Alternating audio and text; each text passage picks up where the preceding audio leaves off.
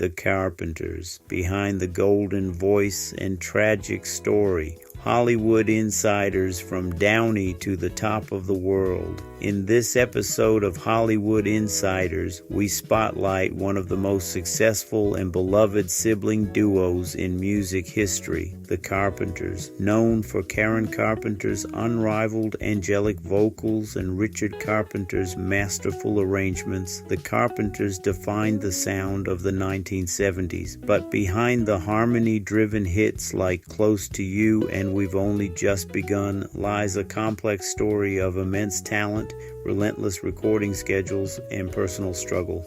We dive deep into the unique musical chemistry of Karen and Richard, how they dominated the charts during the rock era, the behind-the-scenes look at their fame and legacy.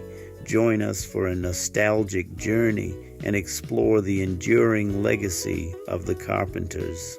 The story of the Carpenters is a narrative of immense musical brilliance paired with deep personal tragedy. Siblings Karen and Richard Carpenter rose from suburban California to become one of the most successful pop duos of all time, defining the sound of the 1970s before their journey was cut short. Early years and discovery. Born in New Haven, Connecticut, the siblings moved to Downey, California in 1963. Richard's talent, a child piano prodigy, Richard became the duo's architect, handling arrangements, composition, and harmonies. Karen's surprise skill. Initially a shy athlete, Karen discovered a natural talent for the drums in high school and considered herself a drummer who sang. The breakthrough. After various band iterations like the Richard Carpenter Trio and Spectrum, they signed to A&M Records in 1969. Their debut album, Offering, was modest, but their 1970 cover of They Long to Be Close to You became an international #1 hit. The Golden Era, 1970-1975, the duo dominated the charts during the early 1970s with a squeaky clean image that contrasted with the era's harder rock scene. Key hits. Their string of classics included We've Only Just Begun, Rainy Days and Mondays, Superstar, and Top of the World. Accolades. They won 3 Grammy Awards, including Best New Artist, 1971, and produced 15 #1 hits on the adult contemporary chart. The voice, Karen's distinctive, warm, contralto voice was widely hailed, with contemporaries like Paul McCartney calling it the best female voice in the world. Personal struggles and decline. The pressures of a grueling schedule, performing nearly 800 concerts between 1971 and 1975, took a severe toll. Richard's addiction. By the late 1970s, Richard struggled with an addiction to Quaaludes, which eventually led to him seeking treatment in 1979. Karen's health. Karen battled anorexia nervosa, an eating disorder that was poorly understood at the time.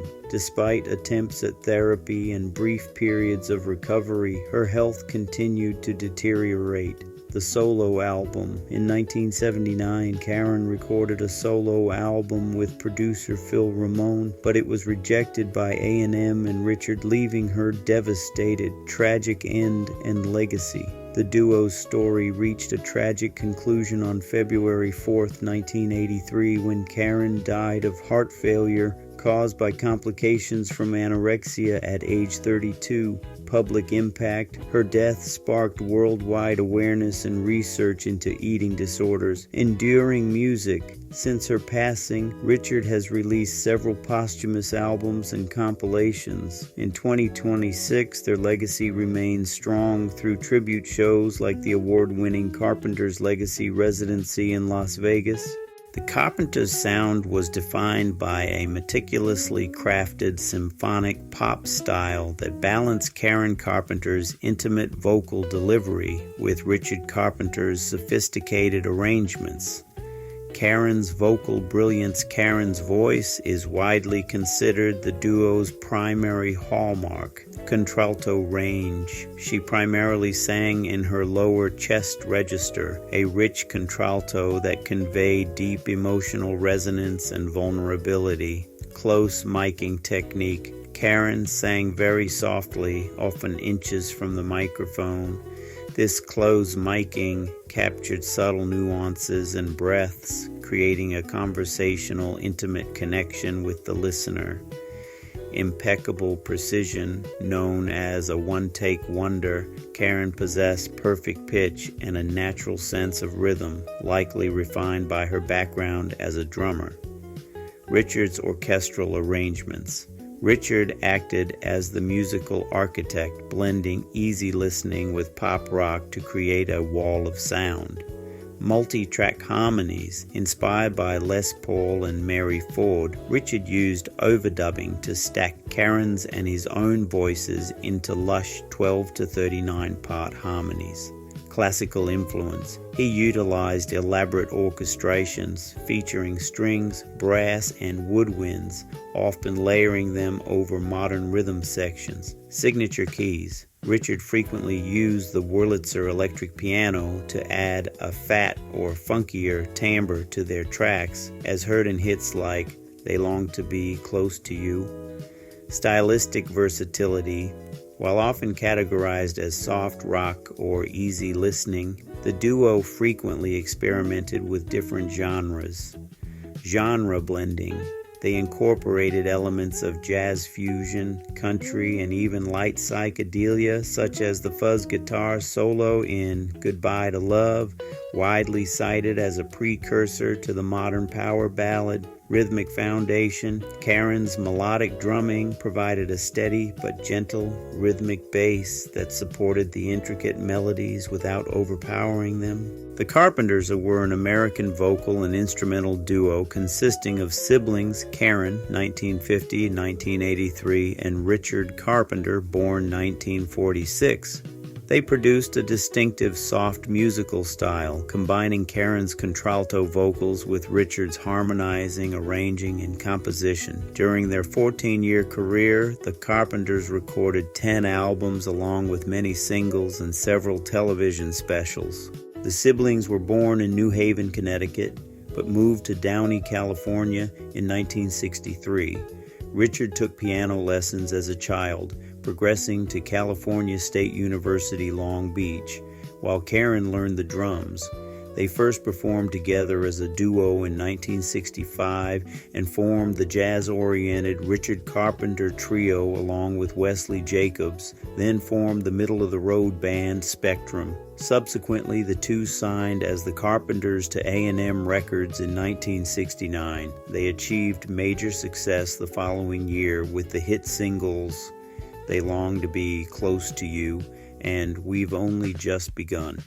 The duo's brand of melodic pop produced a record-breaking run of hit recordings on the American Top 40 and adult contemporary charts, and they became leading sellers in the soft rock, easy listening, and adult contemporary music genres. They had 3 number 1 singles and 5 number 2 singles on the Billboard Hot 100 and 15 number 1 hits on the adult contemporary chart, in addition to 12 top 10 singles. The duo toured continually during the 1970s, which put them under increased strain. Richard took a year off in 1979 after he had become addicted to Quaalude, while Karen suffered from anorexia nervosa.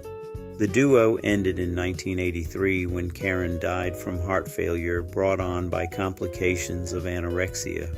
Her death triggered widespread coverage and research into eating disorders. Their music continues to attract critical acclaim and commercial success. With more than 100 million records sold worldwide, Carpenters are among the best-selling music artists of all time. Personal life edit. Richard dated Maria Luisa Galeazzi Cooper, Karen's hair and makeup artist, for several years in the 70s. In 1984, Carpenter married his first cousin by adoption, Mary Rudolph. Her brother, Mark Rudolph, was the Carpenters' road manager as well as the radio call-in contestant in the oldies medley on the album Now and Then, 1973. The couple had been dating since the late 1970s.